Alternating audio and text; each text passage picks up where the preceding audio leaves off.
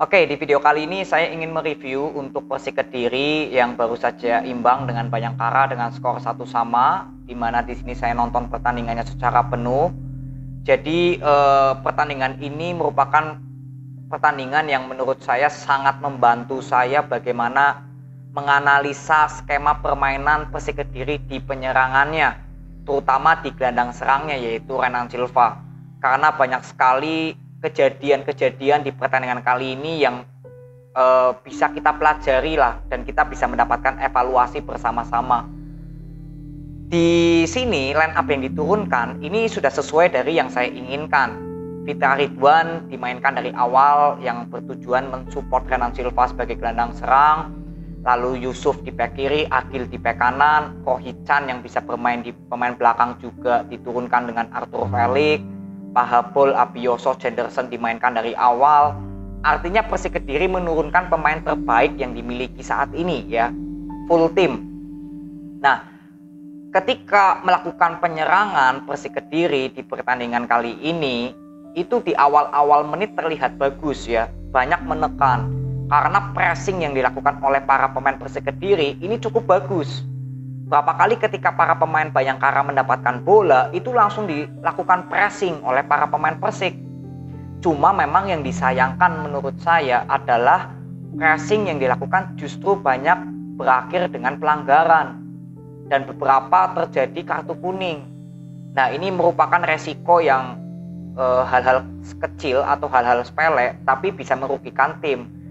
Karena dari kartu kuning tersebut bisa menghasilkan kartu merah atau akumulasi kartu buat di pertandingan berikutnya. Jadi inilah yang saya sayangkan sebenarnya dari pressing-pressing yang sudah bagus, sebenarnya sudah berjalan, tapi justru banyak terjadi pelanggaran yang harusnya nggak perlu pelanggaran seperti itulah. Ya, ini sebagai evaluasi aja. Nah, ketika Persik Kediri sudah unggul 1-0, bagaimana Yusuf yang memberikan passing kepada Abioso sebelum Abioso dijatuhkan ya dan terjadi penalti, itulah bola yang harusnya sering dilakukan oleh para pemain Persik Kediri, terutama di sektor lini tengahnya, di gelandang serangnya Renan Silva. Abioso dan Pahabol bisa menunjukkan kelebihannya sebagai pemain sayap yang memiliki kelebihan dalam sektor speed, skill individual, itu jika mendapatkan passing-passing seperti itu. Nah, ini yang nggak dimiliki oleh Persik Kediri di Piala Presiden kemarin dan juga di pertandingan kemarin lawan Persita Tangerang. Tapi yang memberikan assist ini yang terjadi penalti ya oleh Abioso dilanggar itu Yusuf. Alangkah bagusnya jika Renan Silva sering memberikan passing-passing seperti itu, karena itu sangat disukai oleh para pemain dari Persik Kediri di sektor sayapnya. Nah, bagaimana dengan Renan Silva sebagai gelandang serang di pertandingan kali ini? Menurut saya karena line up-nya yang diturunkan sudah sesuai dari yang saya inginkan ya, jadi saya bisa mengomentari Renan Silva. Renan Silva ternyata di pertandingan kali ini belum menjalankan tugasnya dengan baik sebagai gelandang serang. Kenapa? Karena Renan Silva di pertandingan kali ini saya melihat sangat pasif. Pasif artinya tidak ada pergerakan yang aktif menjemput bola. Kalau kalian bisa melihat bagaimana Persik Kediri saat membangun serangan, itu kebanyakan melalui sektor sayap. Karena Renan Silva ini jarang sekali menjemput bola. Ketika Fitra Ridwan atau Taufik mendapatkan bola, Renan Silva ini nggak pada posisi yang harusnya ada di situ. Jadi terkesan seperti menunggu bola, menunggu passing-passing dari pemain tengah atau pemain sayap. Jadi jembatan antara pemain tengah dengan pemain sayap Persik Kediri di sektor tengahnya ini mati. Ini di babak pertama. Nah, ini saya baru melihat bahwa jika Renan Silva nggak bisa perform seperti ini sebagai gelandang serang dari Persik Kediri, ini akan menjadi masalah besar untuk skema penyerangan dari Persik Kediri. Jika Renan Silva nggak bisa introspeksi ya, dalam arti kata lebih aktif dalam menjemput bola, karena mau siapa lagi yang menjemput bola? Justru Pahabol dan Abioso di sini yang sering terlihat sampai ke tengah. Bahkan Jenderson juga berapa kali sampai menjemput bola ke tengah. Karena Renan Silva nggak ada di posisi gelandang serang, nggak ada di posisinya. Ini kalau kalian mengamati ya, karena saya betul-betul fokus ya terhadap Renan Silva ini bagaimana. Nah, lalu masuklah kita di babak kedua. Oh ya, sebelum itu saya ingin membahas gol yang tercipta dari Ece Sari. Itu salah satu proses gol yang tercipta karena Renan Silva yang membawa bola terlalu lama, akhirnya kena oleh Vicky Pasamba ya kalau nggak salah, atau Iputu Gede, saya lupa lah. Intinya pertahanan dari Bayangkara, dan akhirnya berhasil dikonter. Di situ para pemain Persik Kediri ini sudah maju ke depan ya, karena Renan Silva ini kan membawa bola. Tapi tiba-tiba Renan Silva kena dan bolanya cepat passing kepada EJ yang posisinya kosong, dan EJ dengan mudahnya bisa melakukan shoot yang cukup keras ke sudut samping tiang gawang lah boleh saya katakan. Jadi sangat sulit ditangkap oleh kiper dari Persik. Nah, ini kembali lagi ya kesalahan dari Renan Silva yang menurut saya terlalu banyak membawa bola, dan memang tujuannya bagus counter attack, tapi sebenarnya kalau misalkan ya tidak siap untuk melakukan counter attack, lebih baik menahan bola daripada terjadi hal-hal yang seperti ini. Ini sudah terbukti ya bagaimana gol yang dicetak oleh Ece Sari adalah kerugian dari kesalahan Renan Silva yang ingin melakukan counter attack.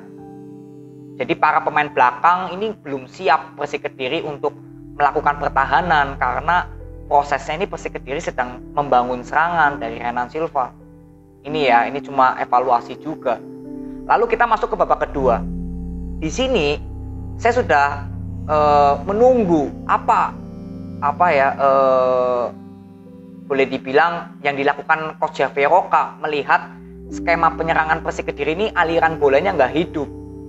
Nah, akhirnya di babak kedua banyaklah pergantian pemain, dan juga banyak pemain yang dipindah posisinya bukan posisi aslinya. Contoh, Jenderson dijadikan sebagai gelandang serang, M. Ridwan yang masuk sebagai target man, lalu Snoyer di kanan, Faris Aditama di kiri, lalu Renan Silva dijadikan sebagai pemain tengah bersama dengan Rohichan ya, karena Taufik diganti Salbilah.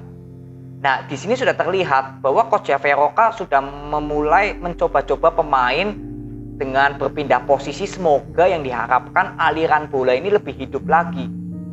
Sebelum M. Ridwan dimainkan, itu Pahabol ya yang mengisi sebagai gelandang serang. Jadi Renan Silva dengan Taufik masih di pemain tengahnya. Nah, di sini ini juga belum terlihat berjalan pemain tengahnya. Pahabol memang menurut saya lebih cocok sebagai gelandang serang daripada Renan Silva, karena Pahabol lebih aktif menyebut bola dan bisa menjembatani antara pemain tengah dengan pemain sayap. Tapi ketika Persik Kediri membangun serangan, artinya Pahabol dan Renan Silva kan ikut maju. Nah, di sini berapa kali ketika Bayangkara melakukan serangan, pemain tengah dari Persik Kediri ini kosong. Karena Renan Silva dan Pahabol ini kan berkarakter sebagai penyerang ya, gelandang serang. Dan berapa kali Taufik kewalahan sendirian di tengah. Nah, disitulah mungkin Coach Javier Roca melihat bahaya jika Bayangkara bisa melakukan counter karena pemain tengah dari Persik Kediri ini kosong. Jadi Renan Silva diganti, lalu M. Ridwan bermain, Rohichan jadikan sebagai gelandang bertahan, Benny Okto bermain.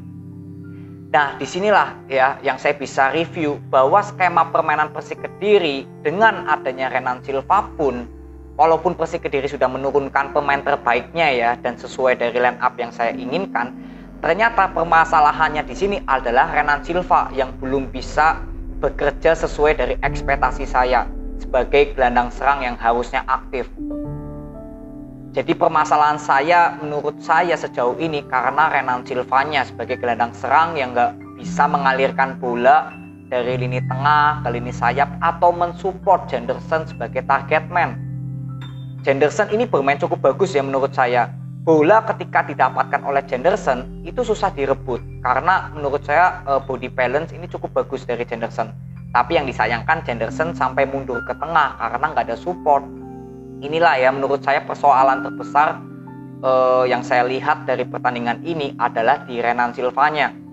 Dan saya mewanti-wanti atau mencoba melihat apakah Coach Javier Roca jika melihat Renan Silva nggak bisa menyetel terus dengan permainan Persik, berani mencadangkan Renan Silva.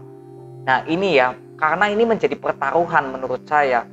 memilih Renan Silva bermain tapi nggak menunjukkan skema permainan Persik Kediri yang bagus, dan juga bisa berakibat Coach Javier Roca nggak dipercayai lagi oleh supporter Persik Kediri jika terus mengandalkan Renan Silva sebagai gelandang serang.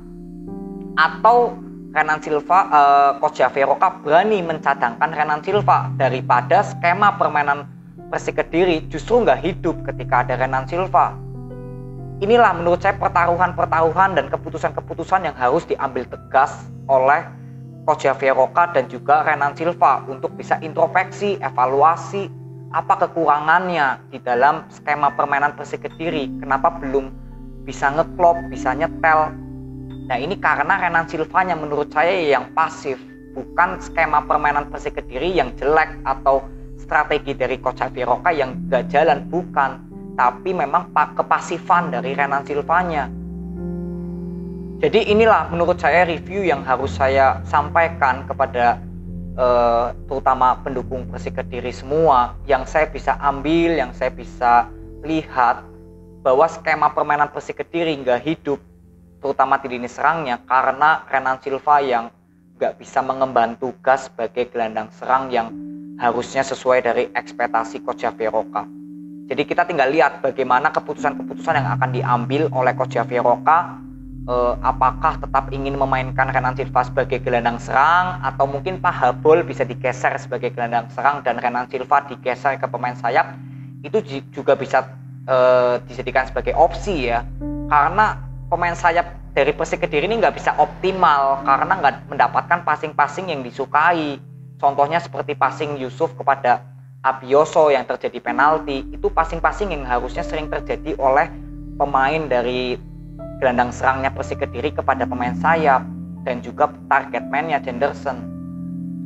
Jadi inilah permasalahan menurut saya yang saya terus ingin lihat bagaimana jalan keluar dari permainan tipenya Renan Silva dengan skema permainan strateginya Coach Javier Roca, karena saya belum melihat solusinya apa ini di tengah-tengahnya. Ya, jadi ini semoga bisa menjadikan evaluasi untuk kita semua, terutama supporter Persik Kediri. Ini hanya sesuai dari pendapat saya, opini saya sendiri. Jika kalian memiliki opini yang berbeda, silahkan komentar aja di bawah, saya pasti membacanya.